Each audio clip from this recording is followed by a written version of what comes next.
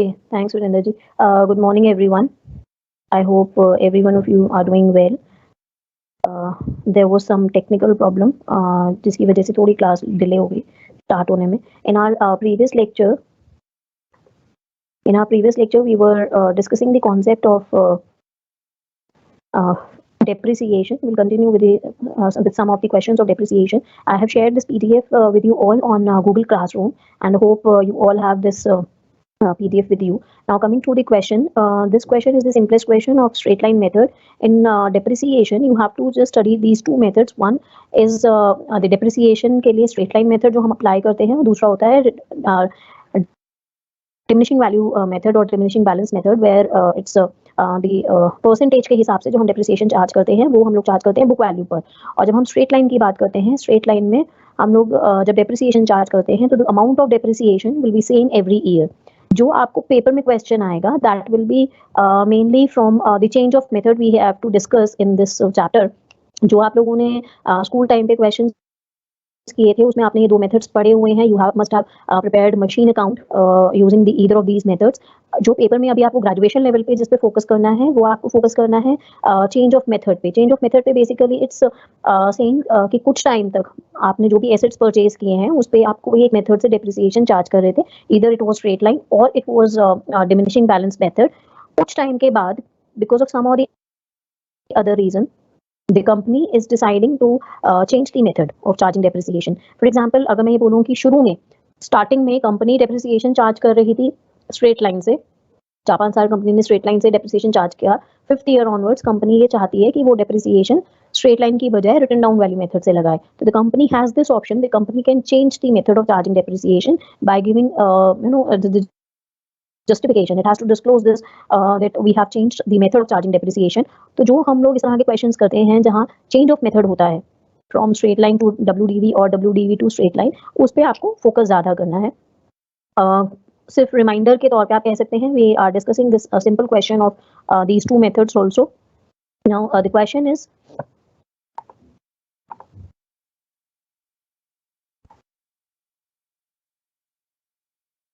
the question is that on 1st January 2018, a machine was purchased for 20,000 rupees.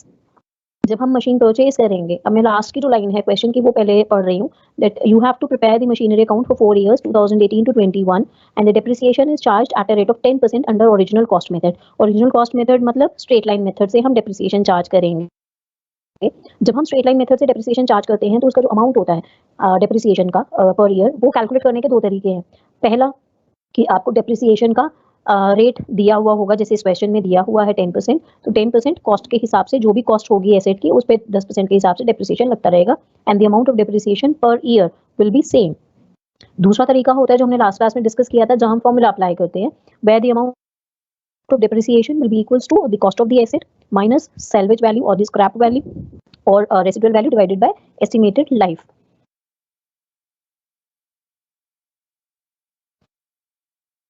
अब यहाँ पर 2018 से मुझे अकाउंट्स बनाने थे.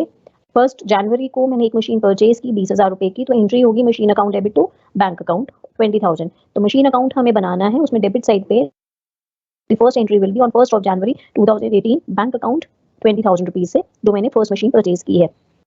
On the question further says that on 1st July 2019 additions were made to the extent of 4,000. आपने एक और मशीन परचेज की, उसमें एडिशंस किए 4,000 रुपए से. तो इसके लिए भी 2019 के अकाउंट जब हम बनाएंगे then the amount will be transferred on the debit side to bank account 4,000 rupees.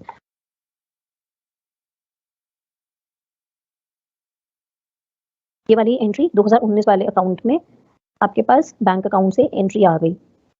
On 1st April 2020, अब 2020 और 21 के अकाउंट्स दिए हुए थे, तो हम पहले 18-19 के अकाउंट्स पूरे कर लेते हैं. We have to charge depreciation at a rate of 10%. Bank account से हमने पहले जो 1st जनवरी को मशीन परचेज की थी that was for 20,000 rupees. This machine was used for the whole year. Accounts हमारे क्लोज हो रहे हैं 31 दिसंबर को, तो 31 दिसंबर को जब हम अकाउंट्स क्लोज करेंगे पूरे साल का इस मशीन पे डेप्रिसिएशन लगेगा 10% के हिसाब से 20,000 पे, तो अमाउंट विल बी 2,000 रुपीज. तो this will be the amount of depreciation per year it will B charge on this machine. तो 2018 दिसंबर में डेप्रिसिएशन अकाउंट से बाय डेप्रिसिएशन अकाउंट 2,000 और बाकी 18,000 का फर्स्ट मशीन का बैलेंस कैरी डाउन मेरे पास बचा जो 1 जनवरी 2019 को बैलेंस ब्रॉट डाउन आ गया। 1 जुलाई 2019 को हमने एक और मशीन परचेज की थी, तो उसके लिए हमने एंट्री की थी बैंक अकाउंट से 4000 की। इस साल कोई और एंट्री नहीं थी, कोई और ट्रांजैक्शन नहीं थी मशीन से रिलेटेड, तो 31 दिसंबर को again the amount of depreciation will be charged. जो पहली मशीन थी, पहला पार्ट जो था 20,000 का, उस पे 10% के हिसाब से डेप्रिसिएशन लगेगा, 2000 का एक अमाउंट वो आएगा। और जो हमने एडिशन लिया है 4000 का 1 जुलाई को, उस पर अमाउंट कैसे कैलकुलेट करेंगे? 4000 पे 10%, 10% का मतलब हो गया 400 रुपए। लेकिन ये जो हमने एडिशंस किए थे, ये हमने एडिशंस किए थे 1 जुलाई को। जुलाई से लेकर दिसंबर तक मैंने इस पार्ट को, इस मशीन के एक्सटेंशन को यूज किया है। That means this part has been used only for 6 months. तो इस पे पूरे साल का डेप्रिसिएशन नहीं लगेगा, सिर्फ 6 मंथ्स का लगेगा। पूरे साल का डेप्रिसिएशन हमने कैसे कैलकुलेट किया था? 4000 का 10% यानी 400 रुपए। 400 रुपए का 6 मंथ्स का हमें कैलकुलेट करना है।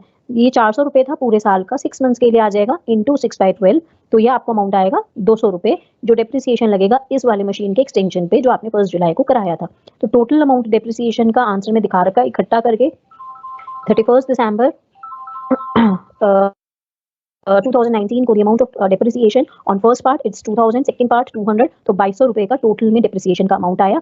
और टोटल में आपका बैलेंस कैरी डाउन आ गया 19,800। और 1 जनवरी 2020 को बैलेंस ब्रॉट डाउन आपका है 19,800। उसके बाद क्वेश्चन में आप देखेंगे तो क्वेश्चन में आपको इन्फॉर्मेशन दी हुई है 1 अप्रैल के लिए। 1 अप्रैल को आपने एक और एडिशन किया 2560 का, उसके अलावा में 2021 की ट्रांजैक्शन है। तो 1 अप्रैल को 2020 को जो मैंने एक्सटेंशन किया है 2560 रुपए का, उसके लिए एंट्री क्या होगी? मशीन में एक्सटेंशन किया तो machinery account debit to bank account on 1 April, तो आपके लिए डेबिट साइड पे एंट्री आ जाएगी बैंक टू बैंक अकाउंट 2560। अब इसके बाद you have to charge depreciation on these 3 parts of the machine. पहली मशीन पे अब डेप्रिसिएशन क्योंकि स्ट्रेट लाइन के हिसाब से था और 2000 का अमाउंट था, सेकंड मशीन पे 4000 का अमाउंट था, थर्ड जो मशीन है उस पे जो अमाउंट आपका आएगा कैलकुलेट करके 2560 का एक्सटेंशन था 1 अप्रैल के हिसाब से। तो अमाउंट जब आप कैलकुलेट करोगे तो 2560 का 10% is 256 rupees for the whole year, और हमें कैलकुलेट करना है 9 मंथ्स के लिए। तो 256 is for the whole year, into 9/12 करेंगे तो आपको अमाउंट मिलेगा 192 for the 9 months which is to be charge as depreciation on this third extension of the machinery. I hope यहाँ तक आप लोगों को क्लियर है। लास्ट में अब ये आपने डेप्रिसिएशन चार्ज किया, डेप्रिसिएशन जब चार्ज करके दिखाया तो आपके पास बैलेंस जो ब्रॉट डाउन है दैट इज 19,768। इसके बाद आपको जो क्वेश्चन में इंफॉर्मेशन दी हुई है वो आपको दी हुई है on 30th June 2021 a machine the original value of which was 3,200 on 1st January 2018 it was sold for 2,400 rupees। अब ये आपको इस पे कैलकुलेशंस देखनी है। एक मशीन जो जिसकी कीमत आपके लिए 3200 रुपए थी 1 जनवरी 2018 को, वो आपने 2400 रुपए पे बेची है।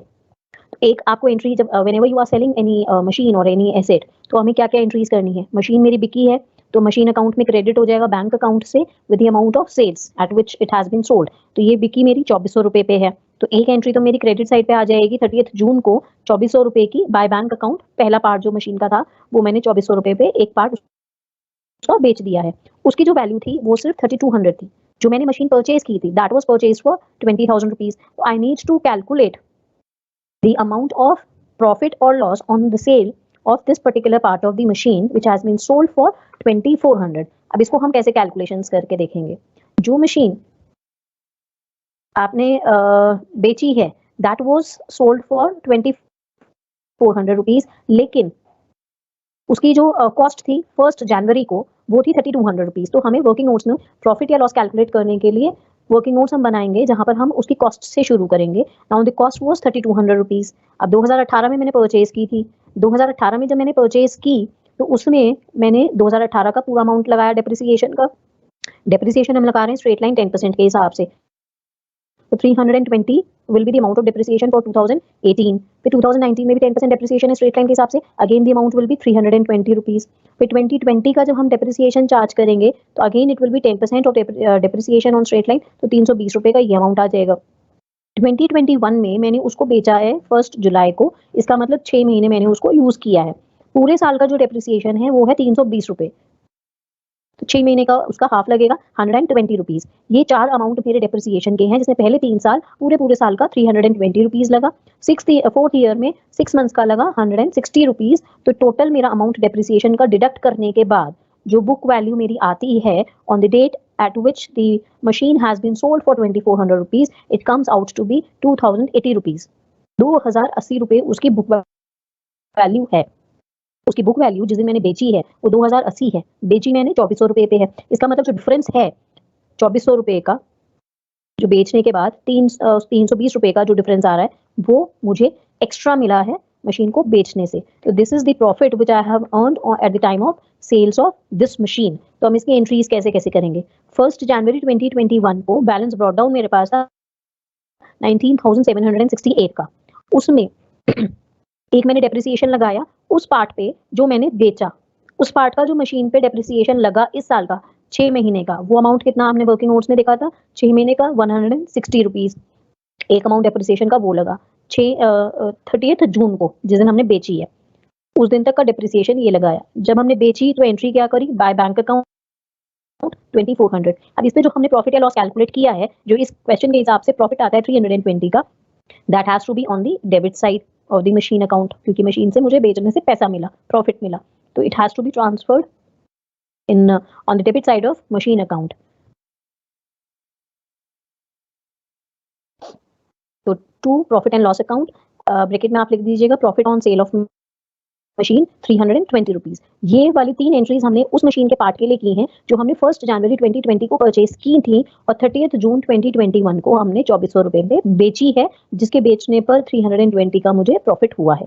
इसके बाद मुझे बाकी के जो फिगर्स हैं, बाकी के जो अमाउंट थे डेप्रिसिएशन के, वो मुझे कैलकुलेट करने हैं। अब वो वाले अमाउंट आप कैसे कैलकुलेट करोगे, जो हमने मशीन पहले साल खरीदी थी वो मशीन की जो कॉस्ट थी, वो मशीन की कॉस्ट थी 20,000 रुपीज की। उस 20,000 रुपीज में से जो मैंने अमाउंट कैलकुलेट करना है 2021 का, वो कैसे कैलकुलेट करोगे। आउट ऑफ दैट 20,000 रुपीज 3200 रुपए की मशीन पे 160 रुपए का 6 महीने का डेप्रिसिएशन तो मैंने दिखा दिया। इसका मतलब I need to know the amount remaining cost of the cost of the remaining part of the machine. Total जो मशीन का प्राइस था दैट वाज 20,000, उसमें से 3200 रुपए की मशीन मैंने 30 जून को बेची और उसके वर्किंग नोट्स मैंने अलग बनाए। इसका मतलब जो बाकी अमाउंट है 20,000 माइनस 3,200, 16,800, वो आपका रिमेनिंग जो मशीन है, अनसोल्ड पार्ट जो है फर्स्ट मशीन का, उसकी कॉस्ट है। और हम यहाँ पे डेप्रिसिएशन किस पे लगा रहे हैं, कॉस्ट प्राइस पे। तो 16,800 का 10% 2021 का डेप्रिसिएशन आएगा फर्स्ट मशीन का, फर्स्ट मशीन का भी अनसोल्ड पार्ट, जिसकी कॉस्ट 16,800 है। तो the amount of depreciation will be 1,680 on the unsold part of first machine which was purchased on 1st January 2018. I hope it's clear. इसके अलावा में दूसरी मशीन हमने परचेज की थी 4,000 की, उस पे भी 10% के हिसाब से जब डेप्रिसिएशन लगाएंगे तो 400 रुपए का आएगा। थर्ड मशीन हमने परचेज की थी 2020 में 2560 की, पूरे साल का डेप्रिसिएशन उस पे लगाएंगे तो the amount will be 256 rupees. तो in totality what we have to do is we have to add these 3 amounts जो हमारे रिमेनिंग मशीन के पार्ट्स हैं, जो कि आपका एक अमाउंट है 1680 का, दूसरा है 400 का और तीसरा है 256 का। तो टोटल अमाउंट इज 2330। ये हमारा थर्ड ईयर 2021 में टोटल अमाउंट आएगा डेप्रिसिएशन का, और बाकी आपके आ जाएगा balancing figure. The balance carried down will be 15,192। Just please give me 1 minute break, continue with some the second question. मैं 1 सेकंड में वापस कंटिन्यू करती हूँ।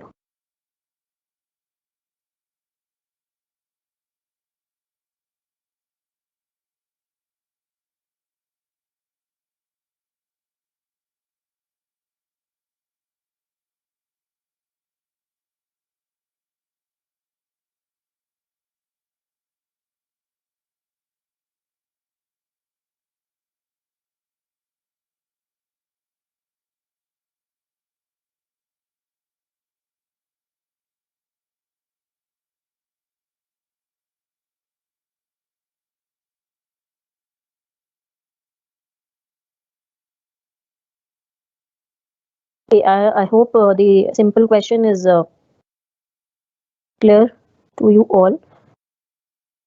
Okay Deepak, you have asked me कि वर्किंग नोट्स लिखने ज़रूरी हैं। In case you have to attempt the questions, तो उसमें जो भी आप कैलकुलेशंस कर रहे हो you need to show them. अगर आप वर्किंग नोट्स बनाओगे तो वर्किंग नोट्स के हमेशा अकाउंट्स के पेपर में मार्क्स होते हैं, तो आप एक्स्ट्रा मार्क्स आपको मिल जाएंगे अगर आप वर्किंग नोट्स बनाओगे, और अगर वर्किंग नोट्स नहीं बनाओगे तो जो भी मार्क्स होंगे अलॉटेड आपके उतने कम होते चले जाएंगे। Okay, I will just zoom it.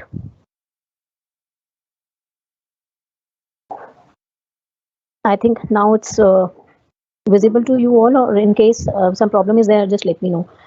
Okay, coming to the second question, which is based on the diminishing balance method. I hope कि ये आप लोगों के लिए एक तरीके से रिवीजन ही चल रही है, क्योंकि आप लोग पढ़े हुए हो स्ट्रेट लाइन मेथड और रिटन डाउन वैल्यू मेथड। ये मैंने आपको एक्सेल पे ना करके इसी पे ही समझा दिया है जल्दी में। जो मेन चीज़ है जिसमें आपको पढ़ना है चेंज ऑफ मेथड का, we'll do that in the Excel sheet. Okay, this second question is that on 1st January 2018, the machine was purchased for 75,000 rupees and you have spent 5,000 for its installation. ये मैंने आपको last class में बताया था कि जब भी machine हम परचेज करते हैं उस टाइम पर अगर हम इंस्टॉलेशन के एक्सपेंसेस बेयर करते हैं तो मशीन की कॉस्ट में वो ऐड हो जाते हैं। तो 75,000 की मैंने मशीन परचेज की, जिसमें 5,000 रुपये मैंने इंस्टॉलेशन के लिए दिए थे 1 जनवरी 2018 को। तो that means the total cost of this particular machine is 80,000 rupees. उसके बाद on 2019 for 1st July, additions were made to the amount of 40,000 rupees. Okay, just skip this part. Depreciation के लिए second last line आपको question की कहती है that you have to charge depreciation at a rate of 10% on diminishing value method. और 3 साल के हमें accounts बनाने 18, 19 और 20 के, जब accounts आपके close हो रहे हैं 31st of December. तो 1st January to 31st December 18, 19, 20 के हमें accounts बनाने हैं। सबसे पहली मशीन हमने 1st January 2018 को ही परचेज की है। Okay, now coming to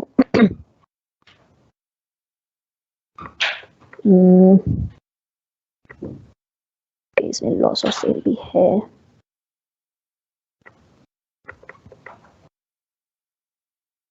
Just wait, I'll just share the Excel sheet with you all.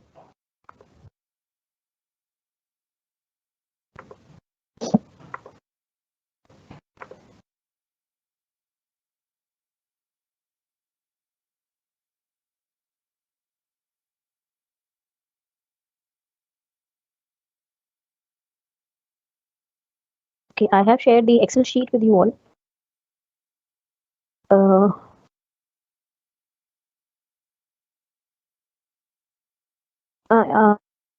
You have asked me that whether the calculator is allowed in the examination. आप लोगों के लिए simple calculator allowed होते हैं exam में, you can use them. Okay, now the question is that on 1st of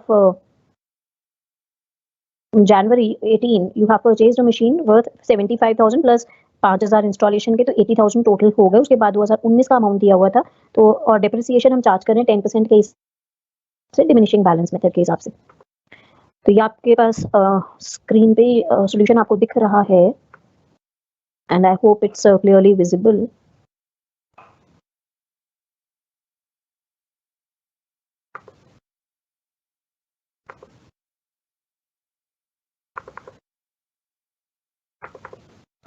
first जनवरी 2018 को जो हमने मशीन परचेज की थी,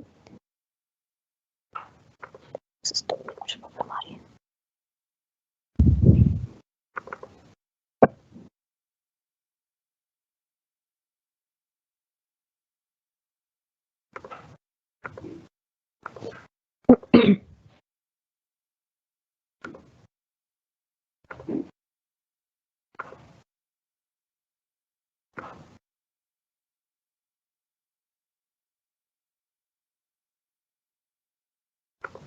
Okay, the first entry will be on 1st of January 2018 when we have purchased the first machine. Now what I'm doing is just to have a proper solution, ताकि आप लोगों के लिए convenient रहे, what I'm doing is कि जब भी आपके पास and it's my personal suggestion to you कि जब आप question attempt करेंगे तो you may find that you have purchased multiple machines during the time period for which the accounts are supposed to be prepared.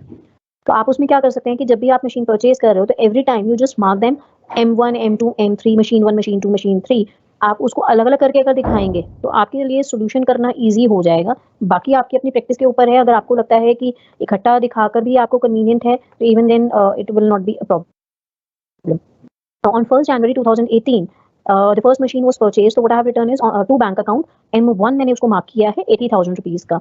And the depreciation is 10% return down के हिसाब से। तो 31 दिसंबर को जब डेप्रिसिएशन चार्ज करेंगे तो it will B bye depreciation account 8,000 rupees and you'll be having the balance carried down of machine 1 is 72,000 rupees. 1st January 2019 को 72,000 rupees का balance brought down आया which is of the first machine. Second machine के लिए question में आपको information दी हुई है. I think some problem is there.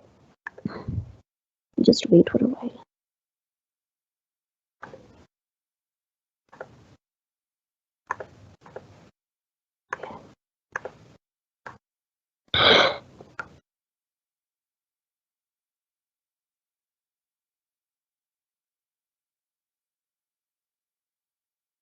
Second machine आपने परचेज की 1 जुलाई 2019 को 40,000 रुपीज की, तो हमने उसकी एंट्री की machine account debit to bank account M2 that is second machine 40,000 rupees. उस साल आपने कोई मशीन का पार्ट बेचा नहीं है, डेप्रिसिएशन हम चार्ज करके दिखाएंगे 10% के हिसाब से। तो डेप्रिसिएशन के अमाउंट को भी और बैलेंस कैरी डाउन को भी मैं अलग अलग दिखा रही हूँ, M1 M2 इस तरह से ही। बाकी आपकी अपनी प्रैक्टिस जैसे भी आप करना चाहें। तो मशीन 1 पे जो बुक वैल्यू थी, अब यहाँ पर रिटर्न डाउन के हिसाब से हम डेप्रिसिएशन लगा रहे हैं, तो रिटर्न डाउन के हिसाब से 10% पे 72,000 रुपीज पे मशीन 1 पे इट विल बी 7,200। मशीन 2 पे 40,000 का डेप्रिसिएशन होने की वजह से इट विल बी 40,000 इंटू 10% 4,000। लेकिन वो मशीन हमने परचेज की 1 जुलाई को, तो उस पर डेप्रिसिएशन हम लगाएंगे सिर्फ 6 मंथ्स का, तो it will B 4,000 into 10% into 6/2, तो आपके पास अमाउंट आ जाएगा 2,000 रुपए का। और बाद में आपके पास balance carry down first machine का बचता है 64,800 और मशीन 2 के लिए the balance figure balance brought down carry down will be 38,000 rupees. ये दोनों अमाउंट आपके 1 जनवरी 2020 को बैलेंस ब्रॉट डाउन आ जाएंगे। मशीन 1 का 64,800 और मशीन 2 के लिए बैलेंस ब्रॉट डाउन आ जाएगा 38,000 rupees. Now the question further says that on 31st of March 2020, अब हम 2020 का अकाउंट बना रहे हैं जिसमें आपको इन्फॉर्मेशन दी है कि 31 मार्च 2020 को द मशीन परचेज्ड ऑन 1 जुलाई 2019, इसका मतलब machine 2 costing 12,000 rupees was sold for 11,000. That means the second machine, the one part which the cost of which was 12,000 was sold for 11,000. Second machine की cost total थी 40,000, उसके एक part को, एक हिस्से को जिसकी कीमत 12,000 थी, 31 मार्च को मैंने 11,000 रुपए में बेची है। उसके अलावा 30 जून 2020 की एक एंट्री दी हुई है, तो एक 31 मार्च की है, एक 30 जून की है। तो पहले हम 31 मार्च वाली एंट्री का देखते हैं। 12,000 रुपए की कॉस्ट थी उसकी, उसको हमने 11,000 रुपए बेचा है। तो what we have to do is 31 March को जब हम बेच रहे हैं तो एक एंट्री तो बैंक अकाउंट की आ जाएगी, तो एक एंट्री तो आपकी आ गई ये वाली, by bank account machine 2A। अब मशीन 2A का मेरे सोल्यूशन का मतलब है कि मशीन 2 का पार्ट A है जो मैंने बेचा है, क्योंकि 40,000 की कीमत थी टोटल मशीन की, उसका एक हिस्सा जिसकी कीमत 12,000 थी वो मैंने 11,000 में बेचा है। तो आई am just segregating these different parts of the machines for easy calculation. तो एक मशीन का हिस्सा जो मैंने बेचा है वो पार्ट ए मैंने मान लिया, सोल्ड पार्ट बी जो रिमेनिंग पार्ट है अनसोल्ड वो बी हो जाएगा। तो ए पार्ट इज सोल्ड फॉर 11,000, एक तो उसकी एंट्री हुई। अब मुझे उस पर प्रॉफिट या लॉस कैलकुलेट करना है। उसके लिए जब हम प्रॉफिट या लॉस कैलकुलेट करेंगे तो हमें क्या चीज देखनी है, दैट मशीन वॉज परचेज्ड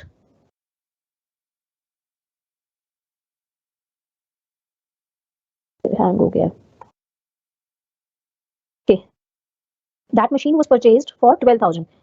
1 जनवरी 1 जुलाई 2019 को वो मैंने परचेज की थी, उस पर मैंने 12,000 रुपए का एक जो पार्ट जो मैंने बेचा है सेकंड मशीन का, सेकंड मशीन परचेज की थी 1 जुलाई को। 1 जुलाई को 12,000 का M2A की कॉस्ट थी, जिस पर 2019 का डेप्रिसिएशन लगा होगा 10% के हिसाब से 6 महीने का। तो डेप्रिसिएशन जब लगाया होगा तो 12,000 रुपीज इंटू 10% इंटू 6/12, ये मेरा अमाउंट आया होगा डेप्रिसिएशन का 2019 का मशीन 2 के पार्ट ए का, जिसकी कीमत 12,000 रुपए है। तो वो अमाउंट आएगा आपका 600 रुपए का। आपने जब बुक वैल्यू देखी 1 जनवरी 2020 को, तो वो बुक वैल्यू आई 11,400। ये मशीन मैंने बेच दी 31 दिसंबर 2020, यानी 3 महीने मैंने इस मशीन को 2020 में यूज किया है। मशीन पे डेप्रिसिएशन किस पे लगा रहे हैं, बुक वैल्यू पे 10% के हिसाब से। तो बुक वैल्यू कितनी थी 11,400 इंटू 10% इंटू 3/12, तो ये मेरे को जो वैल्यू आएगी ये अमाउंट आ जाएगा 285, which will be the amount of depreciation which is to be charged on this part for 3 months during 2020। तो 2020 में 3 महीने जो मैंने इसको इस्तेमाल किया है, उसको बेचने से पहले 3 महीने का डेप्रिसिएशन लगाया 285 का। तो ये जो मेरे पास अमाउंट आएगा 11,400 उसकी बुक वैल्यू थी, 285 का डेप्रिसिएशन लगाया, तो book value on the time at the date on which it has been sold, that means 31 March 2020 को अमाउंट आता है बुक वैल्यू का 11,115। 11,115 उसकी बुक वैल्यू है, बेचा मैंने उसको 11,000 पे है, इसका मतलब बाकी मुझे 115 रुपए का इस पे लॉस हुआ है बेचने पर। तो this amount of loss will be transferred to profit and loss account. तो अमाउंट 3 मेरे आए 31 मार्च को, एक अमाउंट डेप्रिसिएशन का 285 3 महीने मशीन 2 के पार्ट ए पे, एक जो मैंने वो अमाउंट पे बेचा है 11,000 का, तो by bank account machine 2 part A. तीसरा उसका लॉस का अमाउंट था, तो profit and loss account by loss on sale of machine 2 part A 115 रुपए। तो मशीन 2 का जो पार्ट ए था जो मैंने बेचा है जिसकी कीमत 12,000 रुपए थी, उसका अकाउंट मैंने फाइनल कर दिया है। अब उसके लिए और कोई एंट्री नहीं बची है मेरे पास करने के लिए। अब इसके अलावा में क्वेश्चन आपको कहता है 30 जून को हमने जो मशीन 1 जनवरी 2018 को परचेज की थी, यानी फर्स्ट मशीन जिसकी कीमत 32,000 थी, वो 26,700 में बेच दी है। फर्स्ट मशीन का एक पार्ट, अब यहाँ पे भी पार्ट है, तो फर्स्ट मशीन का पार्ट ए जिसकी कीमत 1 जनवरी 2018 को 32,000 थी, वो 30 जून को 26,700 रुपीज पे मैंने बेच दी है। अब इस पे भी आपको कैलकुलेशंस करनी है। इसकी कैलकुलेशंस आप देखोगे तो आपने जो कॉस्ट थी 1 जनवरी 2018 को फर्स्ट मशीन का part A which has been sold, that was 32,000 rupees. उस पे डेप्रिसिएशन लगा होगा पूरे साल का 10% के हिसाब से 3200 रुपए। 1 जनवरी 2019 को जो उसकी बुक वैल्यू आई, वो आई 28,800 की। फिर वापस आपने उस पे डेप्रिसिएशन लगाया 10% रिटन डाउन के हिसाब से, यानी बुक वैल्यू पे, तो 2880 will be the amount of depreciation. The book value on 1 January 2020 is 25,920 rupees. इसको मैंने 2020 में 30 जून को बेचा, यानी 6 महीने इस्तेमाल किया। जब 6 महीने इस्तेमाल किया तो 6 महीने के हिसाब से मैं उस पर डेप्रिसिएशन लगाऊंगी और वो अमाउंट मेरा आएगा कैलकुलेट करके 1,296 रुपीज का। 25,920 रुपए टोटल था, तो 10% उसका लगाऊंगी तो इट विल बी 2592। उसका आधा क्योंकि 6 महीने का लगाना है तो that will give you 1,296 rupees. उसको डिडक्ट करके आप बुक वैल्यू देखोगे of this machine when it has been sold in the market. When it has been sold in the market, the book value is 24,624 rupees. This machine, the book value on 30th June is 24,624, but it has been sold at a rate of 26,700. तो बाकी यानी book value कम थी, बेची आपने ज्यादा पे है, तो जो आपको बेचने के टाइम पे you have a profit of 2,076 on the at the time of sale of this machine. अब इसको अकाउंट्स में जब हम दिखाएंगे तो अकाउंट्स में कैसे दिखाएंगे, एक तो डेप्रिसिएशन दिखाएंगे 6 मंथ्स का 1,296 का, तो वो अमाउंट आपका आ जाएगा 30 जून को हमारी एंट्री आएगी मशीन अकाउंट में बाय डेप्रिसिएशन मशीन 1 पार्ट ए 1,296 रुपीज। उसके अलावा मशीन को बेचा मैंने 26,700 का, तो by bank account machine 1 part ए 26,700। 2,076 रुपए मुझे इस पे फायदा हुआ है। जब वो फायदा हुआ है तो अमाउंट जो मेरा आएगा प्रॉफिट का, it will be transferred on the debit side of machine account to profit and loss account, profit on sale of machine 1 part A 2,076 rupees. तो मशीन 1 पार्ट ए भी आप पूरा कर चुके हो। इसके अलावा जो आपको क्वेश्चन में इंफॉर्मेशन दी हुई है, एक इंफॉर्मेशन ये दी हुई है कि 1 अक्टूबर को आपने एक मशीन और परचेज की है 20,000 रुपए की। 20,000 रुपए की जो मैंने मशीन परचेज की है उसकी एंट्री आएगी मशीन अकाउंट में। You want me to zoom this? Just wait.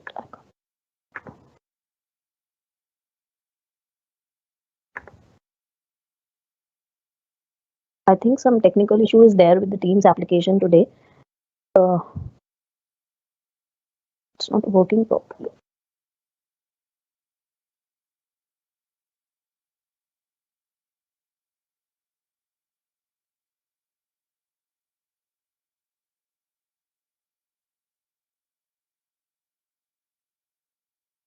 Share this.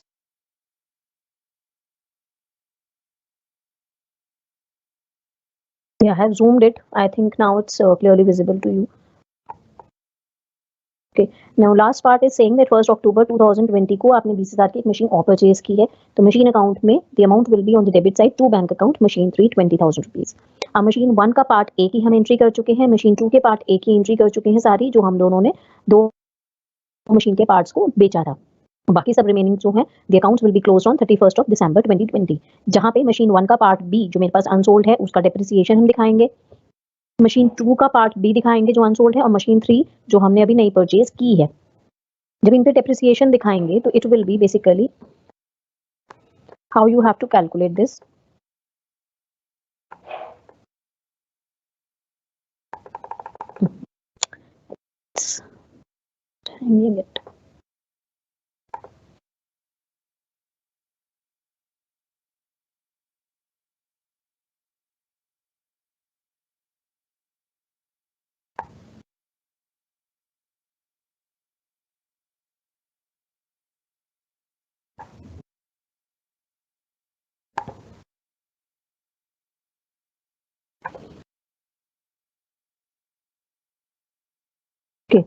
Machine 1 का जो पार्ट बी है अनसोल्ड, उसके लिए हम कैसे कैलकुलेशंस करेंगे। यहाँ पर आपको उसकी कैलकुलेशंस करने के लिए ज्यादा टेक्निकल करने की जरूरत नहीं है। Total book value of machine 1 on 1st जनवरी 2020 वो 64,800। जो मशीन 1 की बुक वैल्यू है 1st जनवरी को, उसमें से हमने जो कैलकुलेशंस की थी वर्किंग नोट में मशीन 1 के पार्ट ए की, उससे मुझे पता चल रहा था कि बुक वैल्यू थी 25,920 रुपीज। ठीक है, तो इसमें से टोटल बुक वैल्यू में से मैं मशीन 1 पार्ट ए की अगर बुक वैल्यू माइनस कर दूं तो मेरे पास मशीन 1 पार्ट बी जो अनसोल्ड है 1st जनवरी 2020 को उसकी बुक वैल्यू पता चल जाएगी। तो what I am doing is I am just deducting the book value of machine 1 part A from the total book value of machine 1 on 1st जनवरी 2020। तो मुझे वर्किंग नोट्स एक और एडिशनल बनाने की जरूरत नहीं पड़ेगी, जहां पर मशीन 1 के पार्ट बी की बुक वैल्यू कैलकुलेट करने के लिए पूरा शुरू से करना पड़े कैलकुलेशंस। तो 64,800 में से मैंने 25,920 को माइनस किया, तो मेरे पास अमाउंट आएगा 38,880। वो जो अमाउंट आया है वो बुक वैल्यू है मशीन 1 के पार्ट बी की 1st जनवरी 2020 को जो अनसोल्ड है, जिस पर मुझे डेप्रिसिएशन 10% के हिसाब से पूरे साल का चार्ज करके दिखाना है। तो मशीन 1 पार्ट बी के अमाउंट जो आएगा डेप्रिसिएशन का, दैट विल बी 3,888। मशीन 1 का सारी एंट्रीज हम दिखा चुके हैं, बाकी आ जाएगा बैलेंसिंग फिगर। तो balancing figure 38,880 minus 3,888, that will give you the balancing figure of machine 1 part B, which comes out to be 34,992। I hope ये आप लोगों को क्लियर है। अब आते हैं मशीन 2 पर। मशीन 2 का भी पार्ट ए जिसकी कीमत 12,000 थी वो मैंने 11,000 पे बेचा था। उसमें से भी मैं जब कैलकुलेशंस करूंगी तो मशीन 2 की जो बुक वैल्यू 1st जनवरी 2020 को मेरे पास है वो 26,600 आएगी। उसका 10% will be the amount of depreciation which is supposed to be charged in machine 2 part B. The amount of depreciation will be 2,660 rupees। और बाकी आपके पास बैलेंसिंग फिगर आ जाएगी 26,660 को माइनस कर दोगे आप 26,600 में से 2,660, तो remaining book value of machine 2 will be 23,940। Machine 3 20,000 की आपने इसी साल परचेज की थी। 20,000 का 10% will give you 2,000 depreciation for the whole year. आपको लगाना है सिर्फ 3 मंथ्स का। अक्टूबर में खरीदी थी तो अक्टूबर नवंबर दिसंबर 3 महीने का लगाना है, तो इंटू 3/12 करोगे तो अमाउंट डिप्रिसिएशन का आएगा 500 रुपीज, और बाकी बुक वैल्यू रिमेनिंग आपके पास आ जाएगी। आई होप ये वाला क्वेश्चन आप लोगों को क्लियर है। अगर यहाँ तक किसी को कहीं डाउट है तो आप पूछ लीजिए।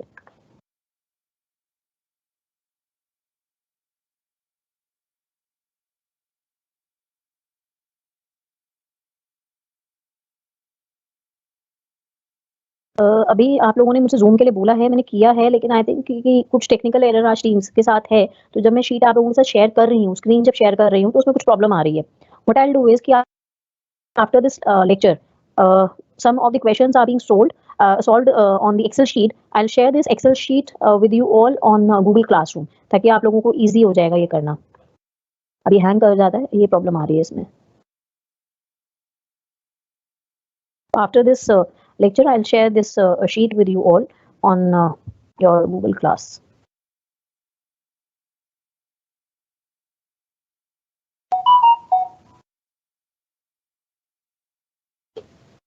Okay, now coming to the main concept of change of method.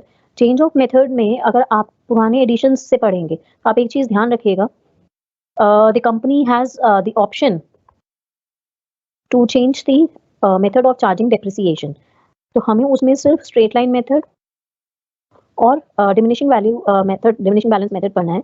Company जब मेथड चेंज करेगी तो it has to be disclosed in the annual reports कि why the company has changed the method and from which method the company is changing to the another one। तो company को ये चीजें disclose करनी है। आपको जो करना है, आपको इसमें प्रोस्पेक्टिव इफेक्ट का करना है।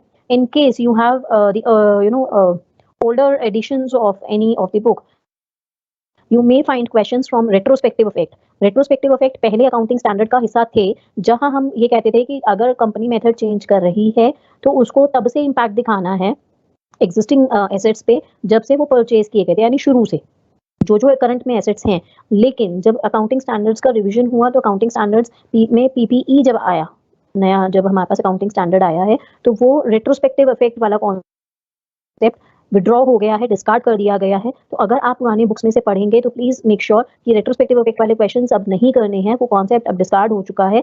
You have to study only the concept of prospective effect. अब प्रोस्पेक्टिव इफेक्ट में बेसिकली होता क्या है कि कंपनी जब मेथड चेंज कर रही है रिटन डाउन से स्ट्रेट लाइन या स्ट्रेट लाइन से रिटन डाउन, तो आपको जिस ईयर में कंपनी मेथड चेंज करेगी उस टाइम पर आपके पास जो एग्जिस्टिंग एसेट्स हैं उनकी जो भी बुक वैल्यू है that will be taken as the book value as well as the cost price of the asset. अब ये आपको क्वेश्चन जब हम करेंगे तो ज्यादा बेहतर तरीके से समझ में आ जाएगा।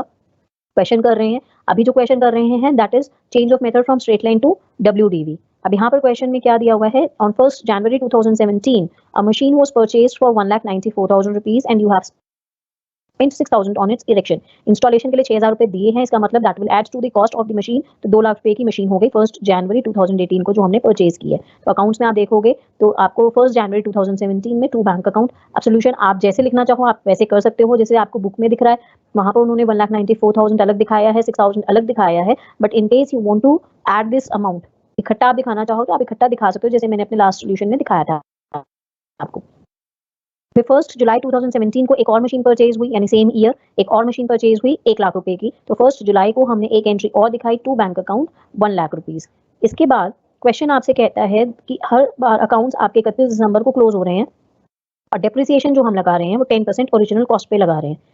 2017 की कोई और एंट्री नहीं है, 2019 की दी हुई है, 20 की दी हुई है। तो 2017-18 के जो हम अकाउंट्स बनाएंगे उसमें हम डेप्रिसिएशन दिखाएंगे स्ट्रेट लाइन के हिसाब से 10% के हिसाब से। तो हमने अमाउंट डेप्रिसिएशन का दिखाया, मशीन 1 पे 2 लाख रुपए के हिसाब से पूरे साल का लगा, तो अमाउंट आया 20,000 रुपए। मशीन 2 जो मेरे पास थी वो 1 लाख रुपए की परचेज की थी 1 जुलाई को। इसका मतलब जो डेप्रिसिएशन लगेगा वो लगेगा सिर्फ 6 महीने का। तो 1 लाख का 10%, पूरे साल का 10,000, 6 महीने का यानी आधा लगाना है, तो टोटल अमाउंट आ जाएगा 5,000। अमाउंट टोटल पहली मशीन पे आया 20,000, दूसरी मशीन पे आया 5,000 और आपने बैलेंस कैरी डाउन किया है। Now as you all can see on the screen, फिलहाल जो मैंने आपको स्क्रीन शेयर की हुई है वो पीडीएफ वाली है, बुक का सोल्यूशन है जिसमें उन्होंने टोटल अमाउंट दिखा रखा है। अगर आप ऐसे ना दिखाएं, आप अलग अलग दिखा सकते हैं तो ज्यादा बेटर आपका सोल्यूशन रहेगा। आई विल जस्ट ट्राई कि अगर शेयर कर पाती हूँ तो।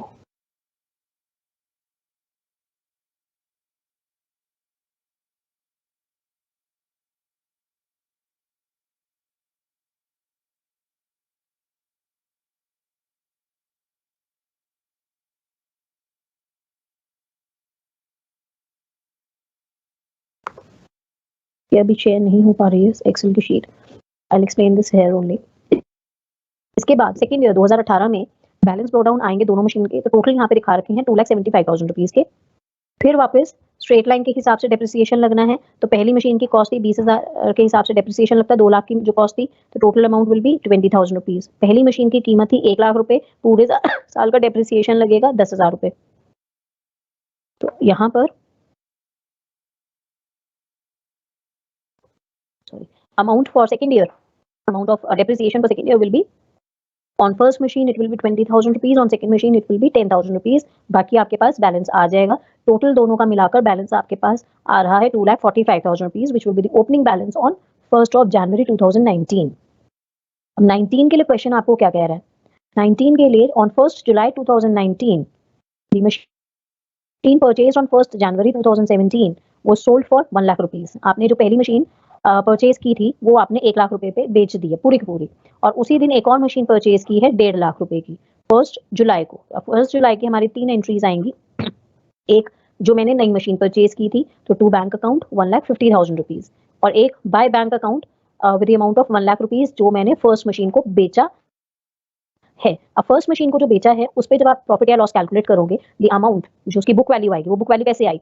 फर्स्ट मशीन की जो कीमत थी वो 2 लाख रुपए थी, उस पर मैं 20,000 पहले साल में डेप्रिसिएशन दिखा चुकी थी, 20,000 मैंने दूसरे अमाउंट साल में डेप्रिसिएशन दिखाया, यानी 2 लाख पे 40,000 रुपए में डेप्रिसिएशन का दिखा चुकी हूँ। तो बुक वैल्यू 2,45,000 जो टोटल थी 1 जनवरी 2019 को फर्स्ट मशीन की बुक वैल्यू कितनी है? 2 लाख में से 40,000 माइनस चले गए, 1,60,000 की उसकी बुक वैल्यू होगी। 1,60,000 की बुक वैल्यू थी उसकी 1 जनवरी को, और 1 जुलाई को मैंने उसको बेचा है। एक तो मैं उस पर डेप्रिसिएशन लगाऊंगी। अब डेप्रिसिएशन जब लगाया तो डेप्रिसिएशन के हिसाब से अमाउंट आ जाएगा 1 लाख।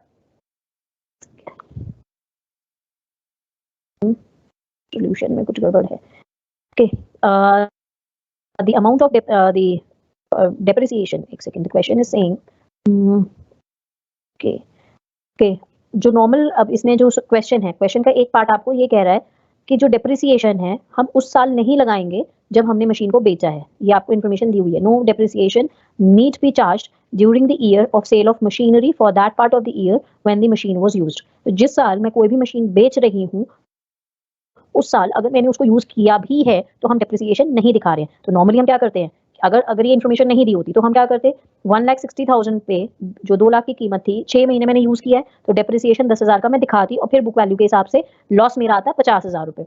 बट यहाँ पर क्वेश्चन मेंशन कर रहा है कि जिस साल मैंने कोई भी मशीन को बेचा है उस साल मैंने जितने भी टाइम उसको यूज किया है उसके लिए डेप्रिसिएशन चार्ज नहीं करना है। बुक वैल्यू 1 जनवरी को उस मशीन की, मशीन 1 की जो बुक वैल्यू थी वो 1,60,000 रुपीज थी। 1 लाख पे मैंने उसको बेच दिया, डेप्रिसिएशन मुझे दिखाना नहीं था as per the information given in the question. तो बाकी जो डिफरेंस है 60,000 का वो टोटल का टोटल लॉस हो गया। तो by profit and loss account, loss on sale of machine 1 60,000 rupees. तो मशीन 1 के अकाउंट्स मेरे हो गए क्लियर। अब मशीन 2 बचती है। मशीन 2 जो बचती है, मशीन 2 की जो कीमत जो अमाउंट था डेप्रिसिएशन का, जो कॉस्ट थी वो 1 लाख थी। हर साल उस पे 10,000 रुपए का स्ट्रेट लाइन के हिसाब से डेप्रिसिएशन लग रहा है। तो मशीन 1 पे डेप्रिसिएशन का अमाउंट कितना आएगा? 10,000। मशीन 3 के लिए जो मैंने इस साल परचेज की 1.5 लाख रुपए की, उस पे डेप्रिसिएशन लगाएंगे 10% के हिसाब से। 10% का अगर मैं अमाउंट लगाऊंगी तो it will be 15,000 rupees for the whole year. 1.5 lakh रुपए पे 10%, 15,000 रुपए पूरे साल का हो गया। 6 महीने मैंने सिर्फ यूज किया है क्योंकि जुलाई में परचेज की थी। तो 1 जुलाई से 31 दिसंबर तक 6 महीने का जब डेप्रिसिएशन लगाऊंगी तो अमाउंट आएगा 7,500। तो टोटल सेकंड मशीन और थर्ड मशीन पे डेप्रिसिएशन आएगा 10,000 और 7,500, 17,500 रुपए, और बैलेंस कैरी डाउन मेरे पास बचेगा 2,17,500 का। अब लास्ट में 1 जनवरी 2021 के लिए आपको 2020 के लिए जो बैलेंस आया है हम लोगों के पास वो अमाउंट आया 2,17,500। और क्वेश्चन अब आपको क्या कहता है? क्वेश्चन हमें कहता है in year 2020 the company has changed the method of depreciation to written down at a rate of 15% per annum from the straight line method on 1st of January 2020 prospectively। 1 जनवरी 2020 को company ने ये decide किया कि जो हम depreciation अभी तक straight line के हिसाब से लगा रहे थे अब हम रिटन डाउन के हिसाब से लगाएंगे। अब आपको यहाँ पे क्या चीज ध्यान रखनी है, जो बुक वैल्यू है 2,17,500 ये एक्चुअली इस क्वेश्चन के हिसाब से बुक वैल्यू ही है।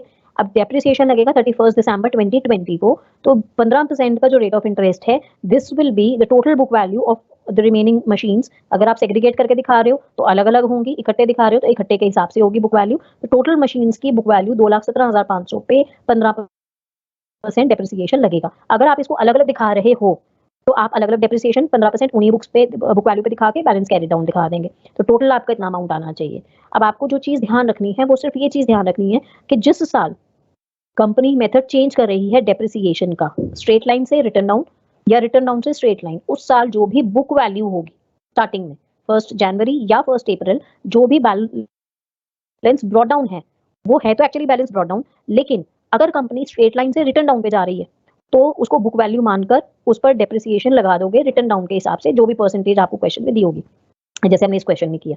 अब अगर मान लीजिए मैं इसका रिवर्स कर दूं, इसी क्वेश्चन में ये बोलूं कि अभी तक जो डेप्रिसिएशन लगाया था वो स्ट्रेट लाइन था, वो रिटन डाउन था।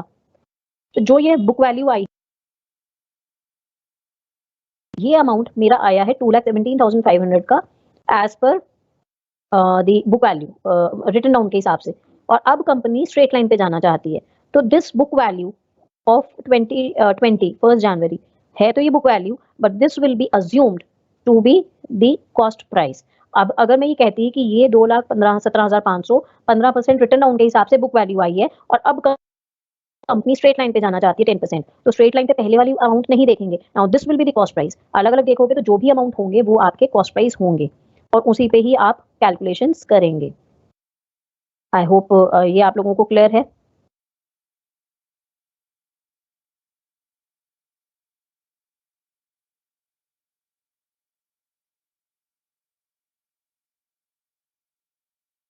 अभी डेप्रिसिएशन चैप्टर में किसी को कहीं डाउट है तो आप पूछ लीजिए।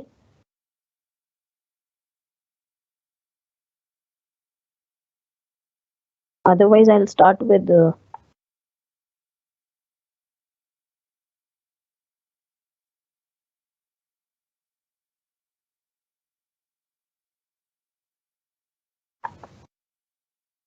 okay, Harsh, you have asked me कि कौन सा मेथड ओके कौन सा क्या चीज़ आपको मैंने पढ़ने के लिए मना की है। ये मैंने आप लोगों को ये बोला है कि जो आप लोगों का चेंज ऑफ मेथड का कॉन्सेप्ट है, चेंज ऑफ मेथड के कॉन्सेप्ट में अगर आप पुरानी बुक्स में से पढ़ेंगे तो पुरानी बुक्स में यू मे फाइंड क्वेश्चंस जो कि आप लोगों को दिए हुए होंगे change of method with retrospective effect. Retrospective effect वाले क्वेश्चंस आपको नहीं करने हैं, आपको सिर्फ पर्सपेक्टिव इफेक्ट वाले क्वेश्चंस करने हैं। तो मेक श्योर कि जो क्वेश्चंस आप करोगे वो आप सिर्फ प्रोस्पेक्टिव इफेक्ट वाले करोगे, जिसमें कि जो भी साल में हम मेथड चेंज करेंगे उस साल हम लोग सिर्फ बुक वैल्यू जो भी होगी उसको ही कॉस्ट प्राइस, उसको ही बुक वैल्यू मानकर आगे क्वेश्चन करेंगे। पीछे क्या किया है, कितना मेथड, कौन से मेथड से हमने डेप्रिसिएशन चार्ज करा है, कितना अमाउंट चार्ज करा है, और उसको परचेज कब किया था एसेट को, वो सब हम भूल जाएंगे। तो बेसिकली जिस साल आप अकाउंट्स में मेथड चेंज करोगे डेप्रिसिएशन का, उस टाइम पर आपको सिर्फ ये चीज का ध्यान रखना है कि उस ईयर जिस साल हम मेथड चेंज कर रहे हैं उस दिन बुक वैल्यू क्या है। तो that will be actually the book value, but that will be assumed to be the cost price of the asset. I hope अभी आप लोगों को क्लियर है। मेथड का क्या चीज बतानी थी, रेट्रोस्पेक्टिव इफेक्ट आपको नहीं करना है। ओके अगर दीपक यू हैव आस्क्ड मी कि अगर आप लोगों को मेथड बोला नहीं गया है तो कौन सा मेथड बेस्ट होगा। देखिए जब मेथड्स की बात कर रहे हो आप, अगर पेपर के पॉइंट ऑफ व्यू से बात कर रहे हो तो डेप्रिसिएशन में जो आपको करना है year method change, let me just have a look on your questions.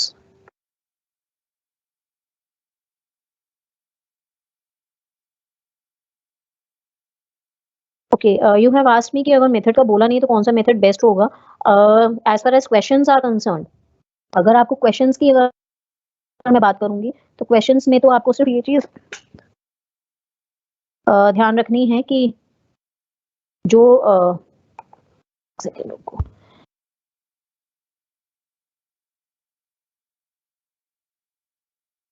just give me a second please.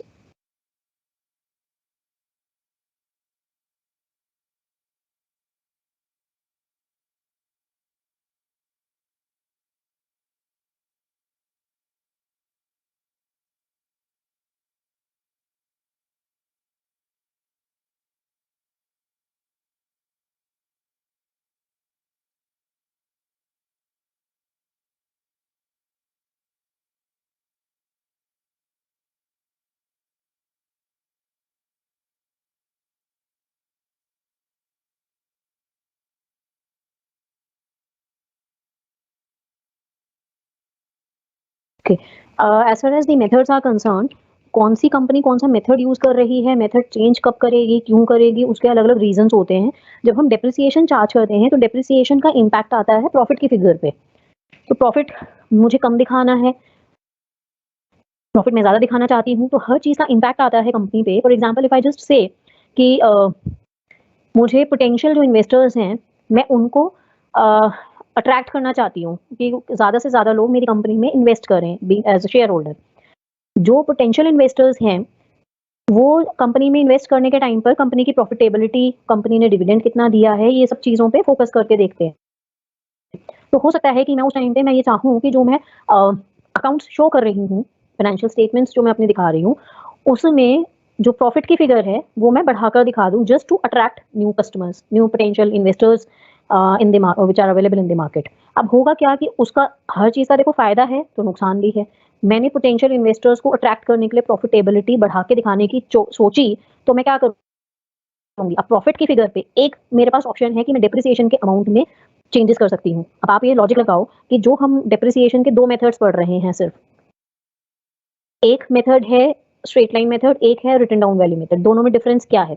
एक मेथड से, स्ट्रेट लाइन मेथड से जो कॉस्ट प्राइस है मशीन की, एसेट की, उस पे एक पर्टिकुलर अमाउंट, चाहे हम फॉर्मूले से कैलकुलेट कर रहे हैं, चाहे परसेंटेज से हम कैलकुलेशंस कर रहे हैं, वो एक पर्टिकुलर अमाउंट है, फिक्स अमाउंट है पर ईयर का, which will be charged every year. तो after the estimated life we can say कि जो हमारी बुक वैल्यू है वो एग्जैक्टली जीरो आ जाएगी। हर साल अमाउंट डेप्रिसिएशन का सेम है। वहीं पे अगर मैं डेप्रिसिएशन लगाती हूँ रिटर्न डाउन की के हिसाब से, तो जो डेप्रिसिएशन का अमाउंट होगा वो हर साल कम होता जाता है। तो अमाउंट जो बुक वैल्यू होती है वो हमारी नियर टू जीरो तो आ जाएगी, but it will not B exactly zero.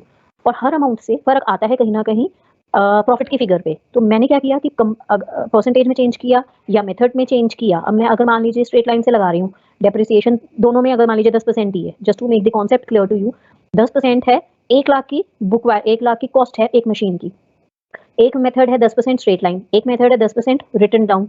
तो पहले साल तो कोई दिक्कत नहीं है क्योंकि अमाउंट डेप्रिसिएशन का पूरे पूरे साल का 10,000 रुपए लगेगा। सेकेंड ईयर में जो अमाउंट लगेगा डेप्रिसिएशन का, स्ट्रेट लाइन के हिसाब से 10,000 ही लगेगा, लेकिन रिटर्न डाउन के हिसाब से 9,000 रुपए का लगेगा, क्योंकि बुक वैल्यू 90,000 आ जाएगी, तो उसमें 10% के हिसाब से 9,000 का डेप्रिसिएशन लगेगा। अगली बार वो फिर कम हो जाएगा। अगर अमाउंट डेप्रिसिएशन का कम हो रहा है सेकेंड ईयर में, अगर आप कंपेयर करो, स्ट्रेट लाइन के हिसाब से 10,000 का अमाउंट था डेप्रिसिएशन का, रिटर्न डाउन के हिसाब से 9,000 का था। 1,000 रुपए का डेप्रिसिएशन के अमाउंट में डिफरेंस है मेथड्स की वजह से। एक अकाउंटेंट कहता है हमें स्ट्रेट लाइन से दिखाना चाहिए, तो डेप्रिसिएशन 10,000 आएगा। दूसरा अकाउंटेंट कहता है नहीं, रिटर्न डाउन से दिखाते हैं तो 9,000 का आएगा। अब उस 1,000 का जो डिफरेंस आएगा अगर मेथड की वजह से, तो उसका इम्पैक्ट कहाँ जाएगा? प्रॉफिट पे।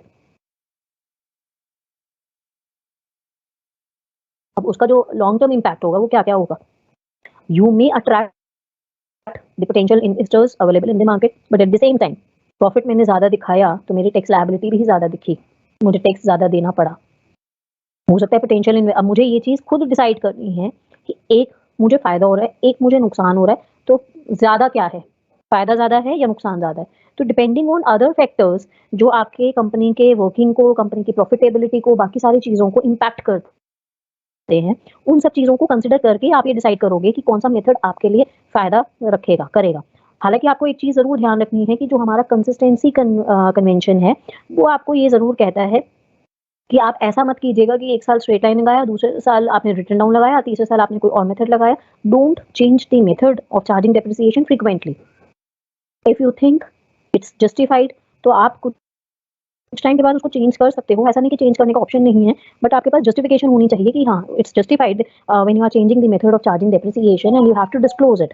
आपको डिस्क्लोज भी करना है, आपको उसकी जस्टिफिकेशन भी लेनी है, और उसके बाद आप चेंज करना चाहें तो कर सकते हैं, but consistency should be maintained so that you can have the inter firm or intra firm comparisons at the same time. So it totally depends on the internal and other external factors also, which affects the working of the organization ki which method is best.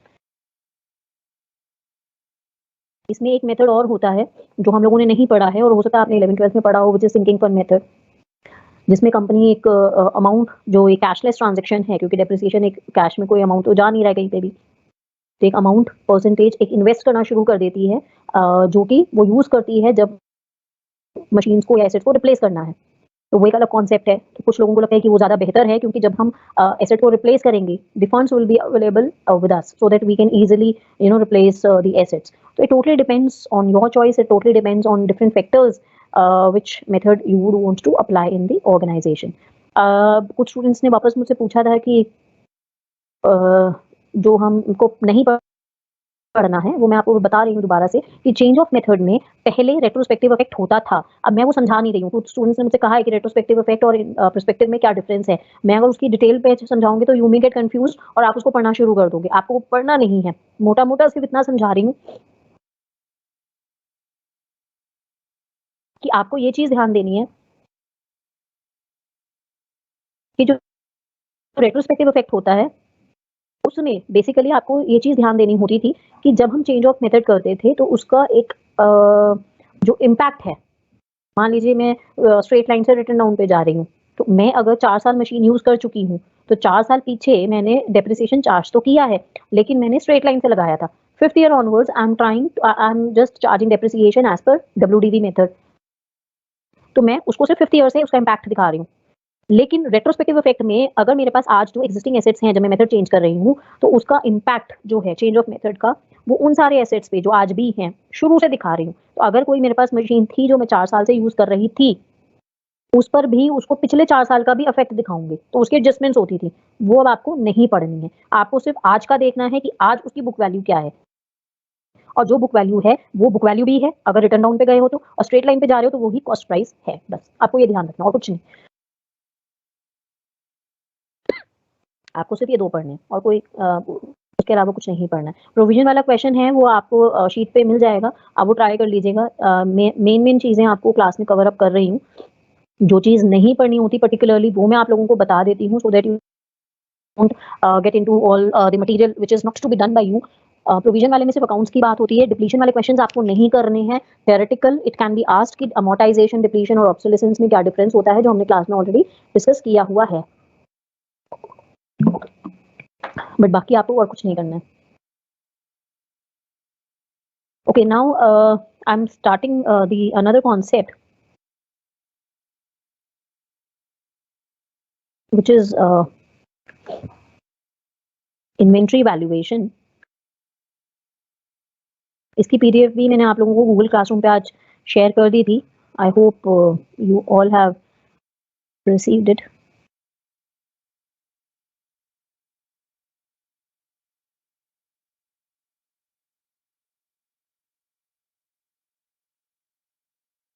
Okay, inventory valuation में जो हम लोगों को पढ़ना है it's basically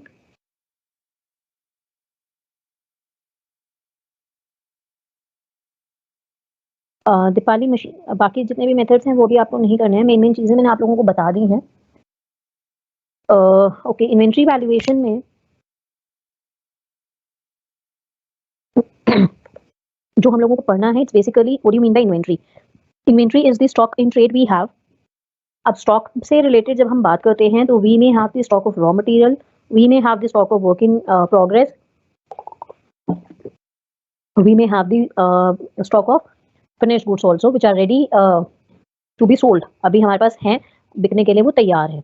वो आपके लिए तीनों ही इन्वेंट्री या स्टॉक का पार्ट होते हैं। तो इन्वेंट्री के लिए नॉर्मली स्टूडेंट से जब पूछा जाता है कि इन्वेंट्री का क्या मतलब है तो वो रॉ मटेरियल की बात करते हैं, स्टॉक की बात करते हैं कि मेरे पास स्टॉक कितना रखा हुआ है। तो when we talk of the raw material, we talk of the inventory, we talk of the stock, it means the raw material जो आपके पास है, it means the work in progress कि ना ही वो रॉ मटेरियल बचा ना ही फाइनल प्रोडक्ट है, काम चल रहा है, तो वो भी इन्वेंट्री का ही पार्ट है। उसके अलावा जो फाइनल प्रोडक्ट्स आपके पास हैं वो भी they are the part of the inventory which we have to do.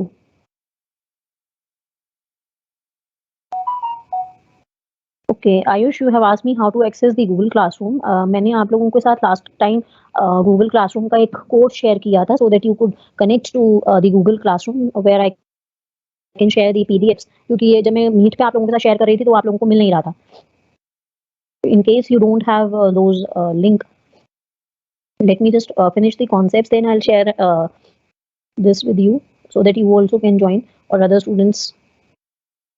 Okay, coming to the concept of inventory valuation, why we talk of the inventory valuation. Inventory valuation का जो आप लोग को link अगर मैं करके बताऊं, फाइनल अकाउंट्स हम जब करते हैं तो फाइनल अकाउंट्स में हमें एक एडजस्टमेंट दी हुई होती है क्लोजिंग स्टॉक से रिलेटेड। वो हमें अमाउंट ऑलरेडी दिया हुआ होता है, ये वाला अमाउंट है और उसके हिसाब से हम उसको कनेक्ट कर लेते हैं। कनेक्ट इन्वेंट्री वैल्यूएशन में basically we have to calculate the amount of closing stock. तो फाइनल अकाउंट्स में जो हमें अमाउंट दिया हुआ होता था वो हमें यहाँ पे चेक करना है, हमें कैलकुलेट करना।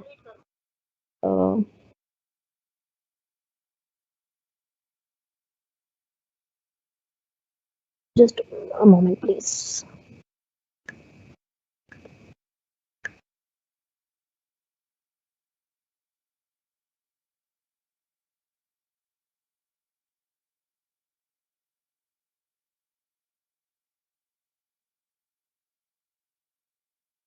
I hope I'm audible properly.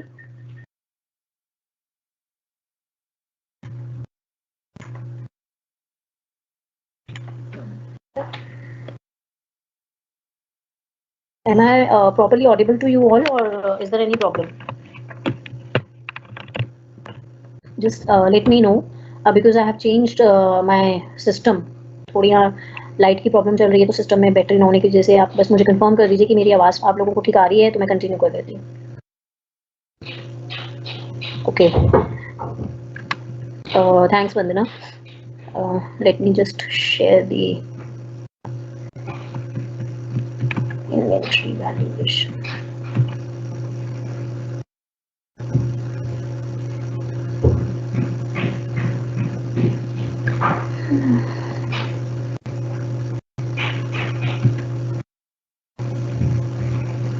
Okay, inventory valuation में basically what we have to do is we have to calculate the amount of closing stock जो हम लोगों को फाइनल अकाउंट्स में मिलता था।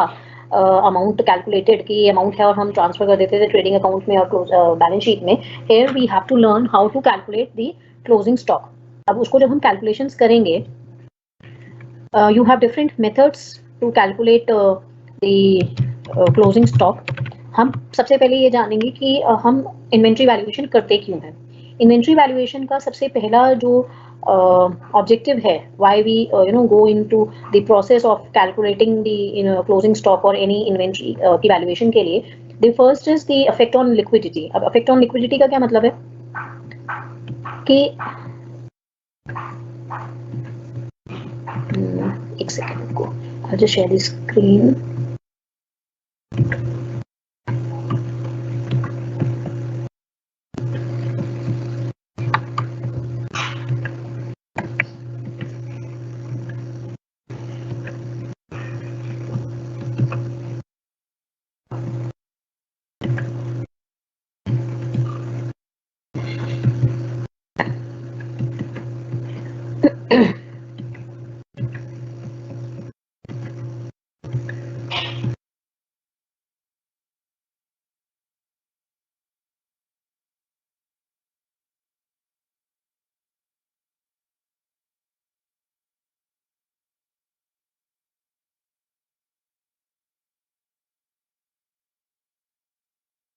Okay, I have shared the PDF now. I hope it's clearly visible. Now, why we go for the inventory valuation process? जब inventory हमारे पास है तो इन्वेंट्री चाहे वो रॉ मटेरियल है, चाहे वो वर्क इन प्रोग्रेस है, या हमारे पास फिनिश स्टॉक है जो हमारे पास रेडी है बिकने के लिए मार्केट में, तीनों ही फॉर्म्स में वो मेरे लिए एसेट है।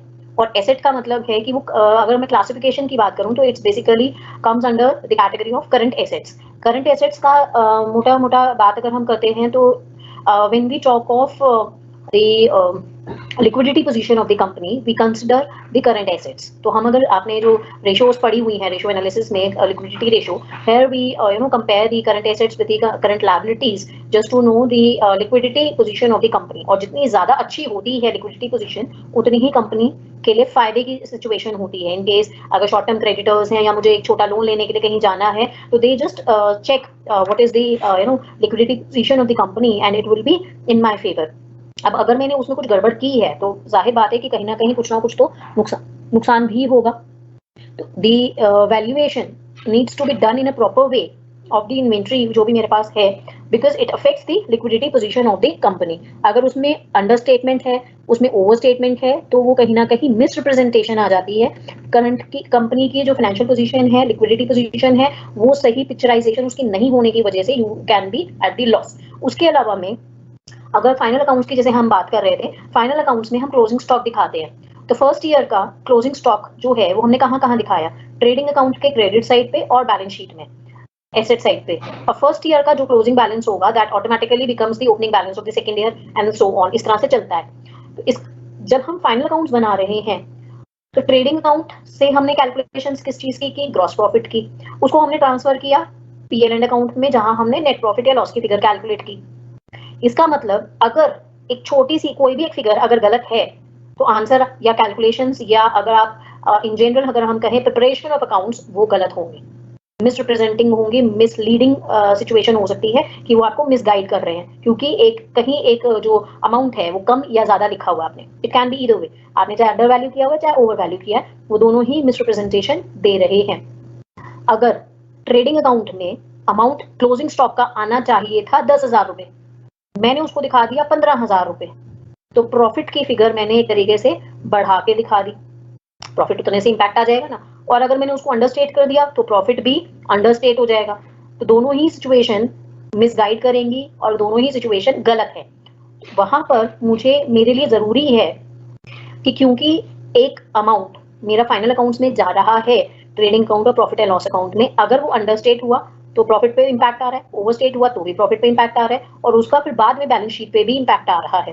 क्यों? क्योंकि नेट प्रॉफिट या लॉस कहाँ जा रहा है, कैपिटल में ऐड हो रहा है और क्लोजिंग स्टॉक एसेट साइड पे दिखा रहा है, तो एसेट्स भी मैंने सही नहीं दिखाए और बैलेंस शीट के हिसाब से जो फाइनेंशियल पोजीशन में दिखा रही हूँ उसमें भी मेरी कहीं ना कहीं गड़बड़ है, चाहे वो कुछ भी सिचुएशन है, whether it's understatement whether it's overstatement, but वो चीज गलत है जो कि मुझे ठीक करनी चाहिए।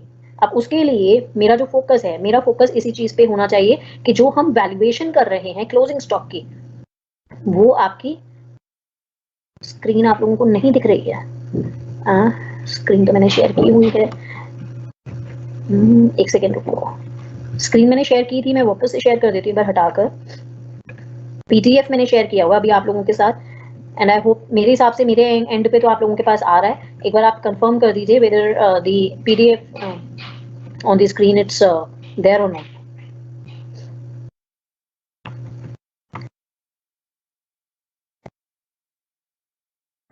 Okay, thank. तो जो क्लोजिंग स्टॉक है it needs to be valued in a proper way, corrected figure correct value मेरे पास होनी चाहिए क्योंकि उसका इम्पैक्ट कंपनी की लिक्विडिटी पोजीशन पे भी आ रहा है, उसका इम्पैक्ट प्रॉफिटेबिलिटी पर भी आ रहा है, उसका इम्पैक्ट फाइनेंशियल पोजीशन पे भी आ रहा है। तो ये सब चीजों में गड़बड़ ना हो तो मेरे लिए सही रहेगा। तो इसके लिए अब जैसे मैंने आपसे कहा कि जो ओवर स्टेटमेंट या अंडर स्टेटमेंट है तो व्हाट विल हैपन, अगर इन्वेंट्री ओवर स्टेटेड है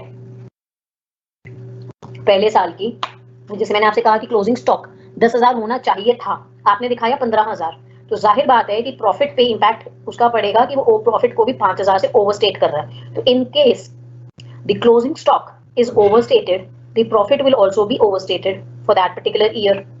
अब यही अकाउंट्स में अगले साल सेकेंड ईयर में क्लोजिंग स्टॉक ओपनिंग स्टॉक बन जाएगा। जब वो अगले साल ओपनिंग स्टॉक बनेगा तो वो भी ओवरस्टेटेड है, वो ओवरस्टेटेड होगा तो उसका इंपैक्ट प्रॉफिट पे पड़ेगा, उसका भी पड़ेगा। उसका जब इंपैक्ट प्रॉफिट पे पड़ेगा तो उसका इंपैक्ट क्या पड़ेगा, आपका जो प्रॉफिट की फिगर है वो अंडरस्टेटेड हो जाएगी। तो एक ही फिगर से आपने एक साल में जब वो आपका क्लोजिंग फिगर थी, क्लोजिंग स्टॉक था, तब तो वो आपके लिए overstatement of closing stock profit की फिगर को भी ओवरस्टेट कर रहा है। सेकेंड ईयर में जब वो ओपनिंग स्टॉक में कन्वर्ट हो जाएगा तो वो प्रॉफिट को अंडरस्टेट करेगा। तो इस तरह की सिचुएशंस आएंगी जो कि आपके जो लॉन्ग टर्म में जितने भी अकाउंट्स आप बनाओगे वो सब आपको मिस स्टेटमेंट्स में कन्वर्ट हो जाएंगे जो कि मिसगाइड कहीं ना कहीं करेंगे। तो बैलेंस शीट पे भी इंपैक्ट आया, इनकम पे भी इंपैक्ट आया, प्रॉफिटेबिलिटी पे भी इंपैक्ट आया, कंपनी की लिक्विडिटी पोजीशन पे भी इंपैक्ट आया, जो कि ठीक नहीं है। तो इसलिए इट इज रिक्वायर्ड कि जो हम कैलकुलेशंस कर रहे हैं क्लोजिंग स्टॉक की या इन्वेंट्री को वैल्यू कर रहे हैं वो सही हो, ये आपके लिए करना जरूरी हो जाता है। Now accounting standard 2 is dealing with all this the concept of inventory valuation. Just because of the shortage of time I'm not going in the detail of this accounting standard, theoretical मैंने आप लोगों को दे रखा है। यहाँ पर आपके जो मेथड्स हैं, मेथड दो हैं इन्वेंट्री वैल्यूएशन के, एक मेथड होता है परपेचुअल मेथड और एक होता है पीरियोडिक मेथड। परपेचुअल और पीरियोडिक मेथड में फर्क क्या होता है, परपेचुअल मेथड का कॉन्सेप्ट होता है जहां पर हम बात करते हैं इन्वेंट्री की वैल्यूएशन की रेगुलर बेसिस पर। कि कभी कोई भी ट्रांजेक्शन हुई which is related to inventory. अब यहाँ पे जब भी हम इस चैप्टर में या कहीं पे भी इन्वेंट्री की बात कर रहे हैं तो inventory means stock of raw material, stock of work in progress, stock of finished goods you have till the time they are sold. तो इन्वेंट्री में तीनों चीजें आती हैं, ये चीज आप ध्यान रखिए। एक मेथड है जो परपेचुअल मेथड, वो आपको क्या कहता है, उस मेथड में बेसिकली हम क्या कर रहे हैं कि कोई भी ट्रांजेक्शन हुई, चाहे वो इन्वेंट्री इन की है, इन्वेंट्री आउट की है, मैंने यूज की, मैंने परचेज की, मैंने सेल की, मैंने कंज्यूम की, कोई भी एंट्री अगर है तो वो आपने हाथ के हाथ रिकॉर्ड कर ली। और एक मेथड है कि आपने एक टाइम पीरियड सेट किया कि भाई मैं अभी रोज रोज मेरे बस की नहीं है कि मैं इन्वेंट्री की एंट्रीज करूं। What I am doing is कि जो हफ्ते भर बाद, 15 दिन बाद, 1 महीने बाद, 6 महीने के बाद मैं काउंटिंग कर लूंगी कि मेरे पास कितना इन्वेंट्री का स्टॉक रखा हुआ है और उसको लिख दूंगी। एक तरीका ये है। एग्जाम्पल के तौर पे आपको ये दोनों कॉन्सेप्ट समझाने के लिए what I am doing is I am just taking the example.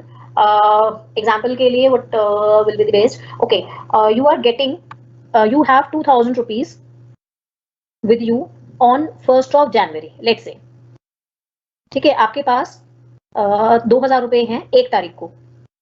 अब आपके पास दो तरीके हैं, आपने वॉलेट में 2000 रुपए गिन के रखे हुए हैं, आपको आज की तारीख में, आज 1 तारीख है, आज आपको पता है कि 1 तारीख को मेरे पर्स में 2000 रुपए हैं।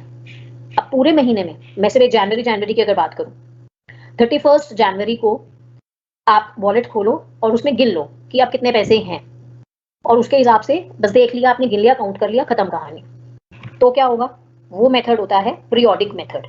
आपने 1 तारीख को पर्स में देखा 2000 रुपए हैं, आपने पूरे महीने काम करा, खर्चे किए, पैसे कहीं से आए भी होंगे, पैसे आपने कहीं खर्च भी किए होंगे, फिर आपने वॉलेट खोल के देखा, काउंटिंग जो की वो आपने काउंटिंग की 31 ऑफ जनवरी को, और उस दिन आपने देखा कि आपके वॉलेट में 6000 रुपए रखे हुए हैं। अब आप सिर्फ ये बता सकते हो कि यार 1 तारीख को 2000 रुपए थे, आज 6000 रुपए हैं, और आपने काउंट कर लिए, तसल्ली हो गई, खत्म कहानी।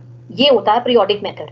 आज कितने हैं, तो आपने एक टाइम सेट कर रखा है, हर महीने की आखिरी तारीख को आप वॉलेट खोल के देख लोगे कि आपके पास कितने रुपए पर्स में रखे हुए हैं, अंदाजा आपको रहेगा जो भी है, और आपका काम कोई अब ये ऐसा तो है नहीं पूरे महीने आपने काम नहीं किए होंगे।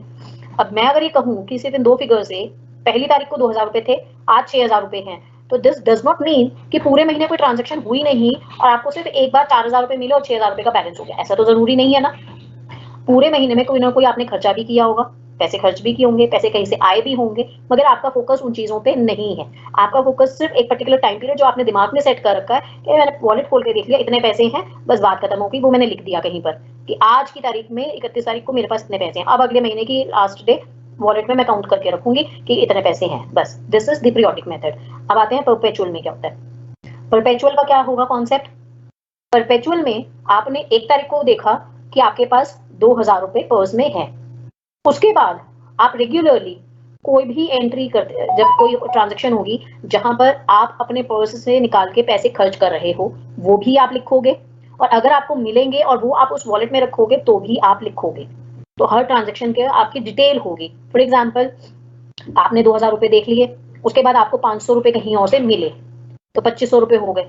अब आपको हर बार बैलेंस भी पता है, 2000 थे, 500 आ गए। अब आपने दिमाग में, अब आप मतलब, क्योंकि आप अगर डेली बेसिस पे मैं कहूँ तो हो सकता है आप ये छोटी छोटी चीजें घर में नहीं लिखते हो, कुछ लोगों को आदत नहीं होती, मगर उनको याद रहता है डेली बेसिस पे। लेकिन अगर इसी को आप बिजनेस से कनेक्ट कर दोगे तो बिजनेस में तो ट्रांजेक्शन आप याद नहीं रख पाओगे, तो वहां पर हर चीज लिखी जा रही है एक रजिस्टर में, जिसको हम स्टॉक रजिस्टर कह देते हैं। अब यहाँ पे क्या हुआ, पहले दिन 2000 रुपए हैं, 500 रुपए मेरे पास आए, 2500 रुपए हो गए, बैलेंस आपको पता है। फिर आपने 800 रुपए कहीं खर्च किए, अच्छा ठीक है, 800 रुपए वहां खर्च किए, अब मेरे पास 1700 रुपए हैं, ये आपको सब चीजें मालूम है। अब किसी भी टाइम कोई भी और इंडिविजुअल आपसे पूछेगा या आपको इन्फॉर्मेशन है कि करंटली मेरे जेब में कितने पैसे हैं, आपको पता है, आपको ये जवाब नहीं देना पड़ेगा कि अभी मुझे सोचना पड़ेगा या मुझे काउंट करना पड़ेगा। You exactly know every time how much fund you have in your wallet. फिर उसके बाद 1000 रुपए आपको कहीं से मिल गए, आपने 3000 रुपए कहीं खर्च कर दिए, आपने 300 रुपए कहीं खर्च कर दिए, तो जो भी अमाउंट है, अब आपको पता है कि 2400 रुपए आपके पास रखे हुए हैं। फिर आपको 1600 रुपए किसी से मिले, फिर आपने 1500 रुपए कहीं खर्च कर दिए। इस तरह से करते करते करते एवरी टाइम कोई भी लेन देन हुआ और उस वॉलेट को आपने खोल के पैसे रखे या उसमें से निकाल के आपने दिए, every time you are aware कि आपने कितने पैसे दिए हैं, कितने पैसे आपने लेके किसी से आपको मिले हैं, वो आपने उस वॉलेट में रखे हैं, और अभी मेरे वॉलेट में कितने पैसे हैं। ये अगर कॉन्सेप्ट है तो ये कॉन्सेप्ट चलता है जिसको हम कहते हैं परपेचुअल मेथड, जिसका मतलब है कि कोई भी ट्रांजैक्शन स्टॉक से रिलेटेड अगर होती है, चाहे मेरे पास अभी ओपनिंग स्टॉक के बाद में ओपनिंग स्टॉक था, उसके बाद मेरे पास कोई और कहीं से स्टॉक आया या मैंने कहीं दिया, वो सारा का सारा जब कैलकुलेशंस आप लिख के रख रहे हो, रिकॉर्ड करके रख रहे हो, वो होती है परपेचुअल सिस्टम। आई होप कि ये कॉन्सेप्ट आपको दोनों क्लियर है। परपेचुअल सिस्टम में आपकी मेथड्स हैं, 3 मेथड्स आपको करने हैं। एक होता है लीफो, एक होता है फीफो और एक होता है weighted average method. FIFO is first in first out. Concept क्या है? जो पहले आया वो पहले जाएगा, तो जो रॉ मटेरियल मेरे पास पहले आया है वो ही पहले यूज होगा, ये कॉन्सेप्ट है। इसको अप्लाई कैसे करेंगे ये आपको तब समझ में आएगा जब हम क्वेश्चन करेंगे। लास्ट इन फर्स्ट आउट का मतलब है, एज द नेम सजेस्ट, जो लास्ट में आया वो पहले जा रहा है, और वेटेड एवरेज में हम वेटेड एवरेज कैलकुलेट करते हैं। आई होप कि थ्योरेटिकल आपको क्लियर है। अभी फटाफट से हम एक क्वेश्चन कर लेते हैं ताकि आपको ये क्वेश्चन का कॉन्सेप्ट क्लियर हो जाए। इसी के बाद इसके एडवांटेजेस वगैरह आप बेटर तरीके से डिस्कस कर पाओगे। Okay, now this question is of the simplest question. FIFO है समझाने के लिए। जब हम perpetual entries, perpetual system follow करते हैं तो उसके लिए एक शीट बनाते हैं, और शीट जब बनाएंगे तो it will be on having these columns. Main 4 columns हैं, उसमें ऊपर आपको लिखना है inventory valuation on the basis of FIFO, LIFO और वेटेड एवरेज परपेचुअल, ये आपको लिखना है। और फिर 4 कॉलम्स जो मेन है वो है डेट के, फिर परचेजेस, फिर सेल्स और फिर बैलेंस।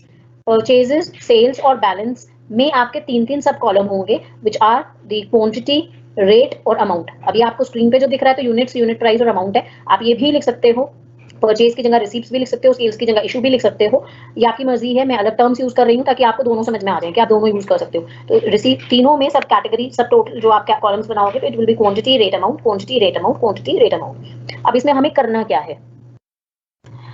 आपकी पहली एंट्री ओपनिंग बैलेंस भी हो सकती है और सीधा कोई परचेजेस से भी हो सकती है। तो once you are doing any transaction, तो you just need to know कि वो ओपनिंग बैलेंस है या कोई एंट्री परचेज की फ्रेश है। Just give me a minute, I'll share the screen of Excel and we can solve it there.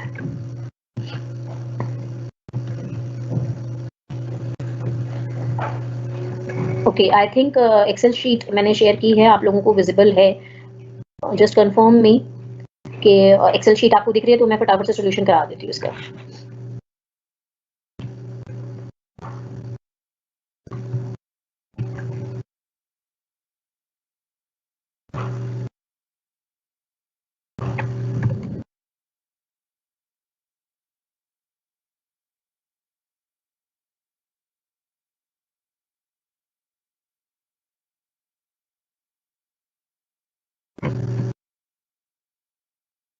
Okay, problem आ गई इसमें भी। देन यू हैव परचेजेस, उसके बाद सेल्स का कॉलम है और फिर लास्ट में होता है बैलेंस का। मैंने शॉर्ट में लिखा है, आप पूरा लिख लेना है। Then you have quantity, rate, amount.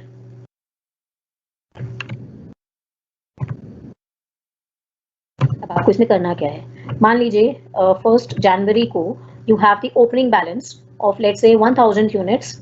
Okay, I just take the question itself. Opening balance था 1000 यूनिट्स का 20 रुपीज पे।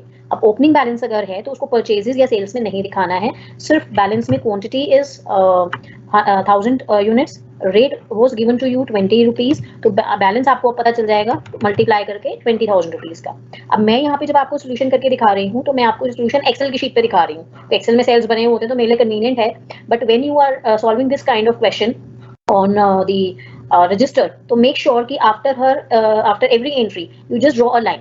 तो आप हर एंट्री के बाद एक लाइन ड्रॉ कर देना ताकि दो ट्रांजेक्शंस के बीच में वो सेग्रीगेशन आ जाएगी, अदरवाइज वो कई बार मिक्सिंग हो जाती है बैलेंस में।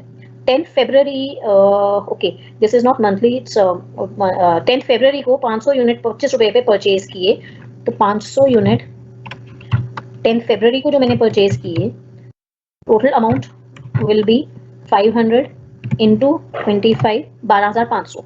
अब इसमें आपको जो चीज समझनी है वो बैलेंस कैसे लिखना है।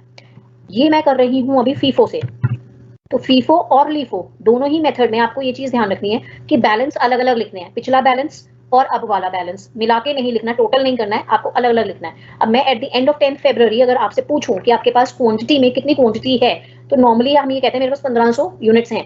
1000 पहले की थी, 500 मैंने और परचेज कर ली है, 1500 है। तो अब यहाँ पर जब लिखोगे तो लिखने में आपको अलग अलग ही लिखनी है। मेरे पास जो स्टॉक है वो क्या है, 1000 यूनिट्स है मेरे पास 20 रुपए के, यानी उसकी कीमत है 20,000, और 500 यूनिट्स मेरे पास हैं 25 रुपए के, 12,500 रुपए की कीमत है जिसकी। This is how you have to write individually the balances in case we are using LIFO and FIFO. I hope ये क्लियर है। इसके बाद थर्ड एंट्री 13 मार्च की है, जहां हमने 400 यूनिट 22 रुपए पे परचेज किए हैं। अब 22 रुपए पे परचेज किए 400 यूनिट 22 पे, यानी 8800 का मैंने और स्टॉक परचेज कर लिया। तो एट द एंड ऑफ 13 मार्च मेरे पास 1000 यूनिट्स 20 रुपीज वाले, 500 यूनिट्स 25 वाले और 400 units at a rate of 22, ये तीनों का स्टॉक मेरे पास रखा हुआ है। तो ये आपका 13 मार्च का अमाउंट आएगा इस तरह से। If I just give the border, आप ये मेक श्योर कि आप इसमें लाइन हर ट्रांजेक्शन के बाद आप लाइन ड्रॉ कर दीजिएगा, वो आपके लिए कन्वीनियंट हो जाएगा जब आप इसको रजिस्टर में करोगे। ठीक है। इसके बाद 13 मार्च के बाद 20 मार्च को वी हैव सोल्ड 1200 यूनिट्स। यहाँ आप सीख लीजिएगा कि क्या चीज है। 20 मार्च को 1200 यूनिट हमने बेची है। तो सेल्स में क्वांटिटी में 1200 यूनिट्स आ गए जो हमें क्वेश्चन में दी हुई है। जब भी आपको इन्वेंट्री वैल्यूएशन का क्वेश्चन दिया हुआ होगा, ओपनिंग बैलेंस अगर है तो उसमें क्वांटिटी और रेट दोनों दिए होंगे जैसे क्वेश्चन में है।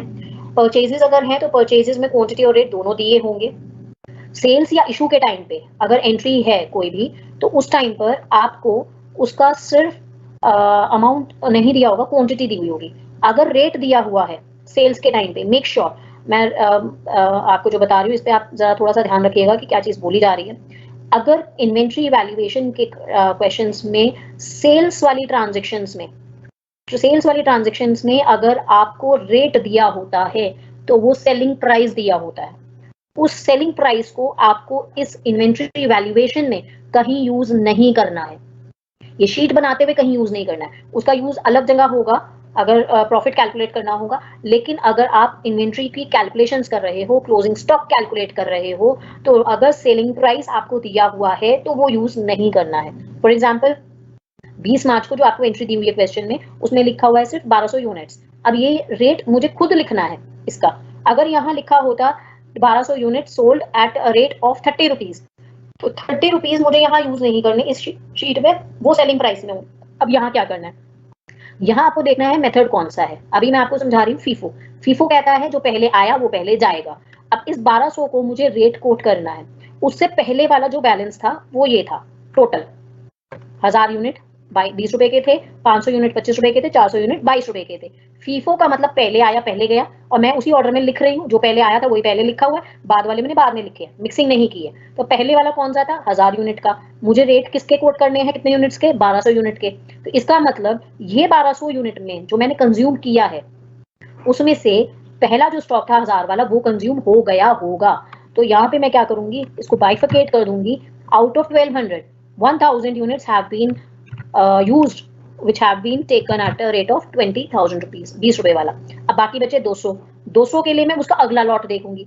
1000 कंज्यूम कर लिए मैंने पूरे, उसके बाद जो नेक्स्ट लॉट था वो था 500 यूनिट का 25 रुपए का। तो अगले जो मेरे को कंज्यूम करने थे वो कितने थे, सिर्फ 200। 500 का लॉट है तो 500 में से मैंने 200 यूज कर लिए होंगे 25 रुपए के हिसाब से, यानी 10,000। बाकी अब जो बैलेंस बचता है, बैलेंस कैसे करोगे, 1000 वाला मैं पूरा यूज कर चुकी हूँ, 500 वाले में से मैंने 200 कंज्यूम कर लिए हैं, तो रिमेनिंग इस 500 में से बचे मेरे पास 300 यूनिट 25 रुपए वाले बचे।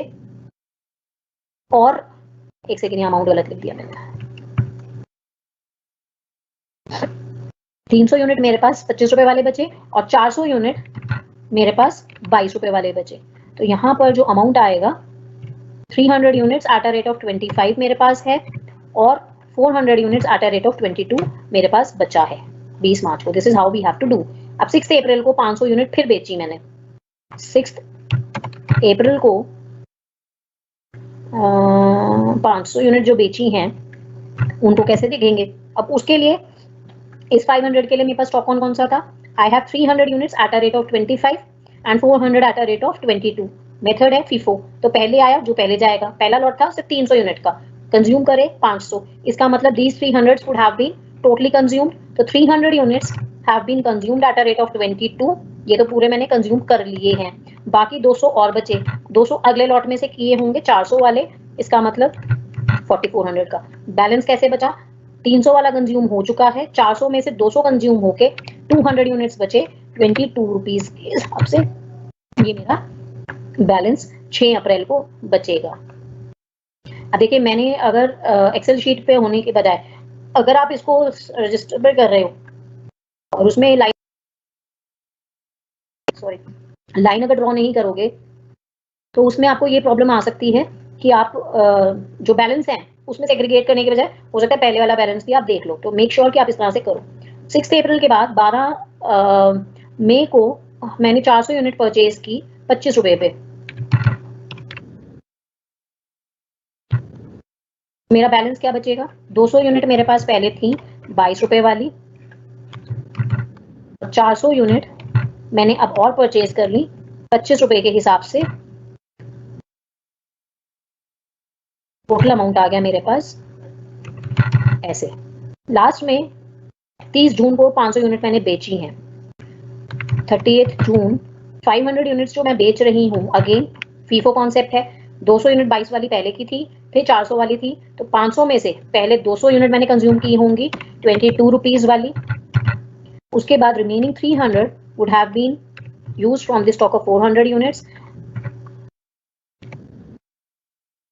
लास्ट में बैलेंस बचता है सिर्फ 100 यूनिट का 25 रुपए वाली, मेरे पास 100 यूनिट बच गई 2500।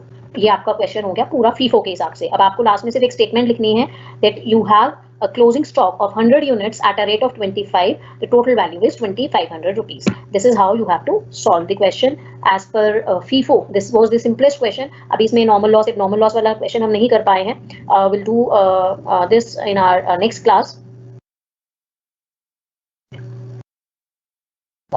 6th अप्रैल वाली एंट्री में 300 यूनिट्स का price 25, okay let me check क्या है, हाँ ये 25 होगा, थैंक यू जी, मैंने 22 लिख दिया है गलती से, it will be, I hope it's clear now, then we can end our today's class right now, will continue, okay you need the code, okay just give me 1 minute, I'll share the code with you. अभी फीफो में I hope कि किसी को doubt नहीं है, अगर doubt हो तो आप पूछ लीजिएगा।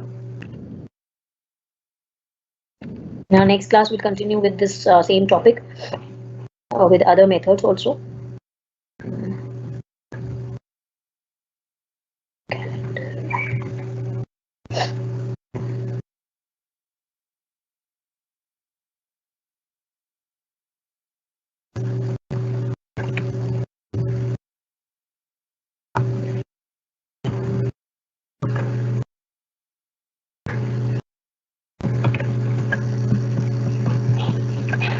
I'm sharing the Google Classroom code with you all so that you can join that Google Classroom where I'll be sharing the PDFs, क्योंकि आप लोगों को Google Teams में कहीं शायद कुछ प्रॉब्लम आ रही थी, आप लोग इस पे कनेक्ट कर लीजिएगा, 2 PDF आज वाली और पहले वाले स्टूडेंट्स ने आप लोगों के साथ शेयर किए हुए हैं ऑलरेडी।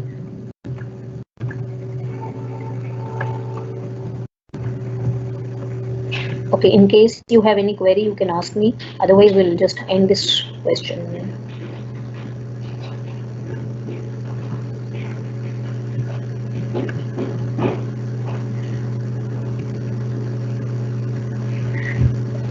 लक्ष्य मैंने उसमें एक लिंक भेजा है आप लोगों को गूगल क्लासरूम का, आप उसके साथ कनेक्ट करके गूगल क्लासरूम के साथ जुड़ सकते हैं मेरे साथ। As far as the books are concerned, आप इसमें DK गोयल, JR मूंगा या BK गोयल 3 किताबें मैंने रेफर की थी, आपको जो लैंग्वेज जिस भी बुक की अच्छी लग रही है आप उस बुक को परचेज करके you can just go through the text book. लेकिन हाँ कुछ स्टूडेंट्स का एक क्वेश्चन था कि अगर हम 10 ईयर्स पढ़ लेते हैं, तो मेरे पर्सनल चॉइस ये नहीं है रहेगी कि आप 10 ईयर्स से पढ़ें, खाली आप इन तीनों में से कोई ना कोई एक चैप्टर बुक जरूर लीजिएगा। Okay, with this, I'm just ending today's class. Virendra ji, if you are there, you can just end the session, live session. See you all on next class. अब हम लोगों की next class जो है That will be on 22nd. 22nd means day after tomorrow, Saturday. Saturday we'll continue with the same concepts of inventory valuation. Till then, you all take care. See you all on Saturday. Bye bye.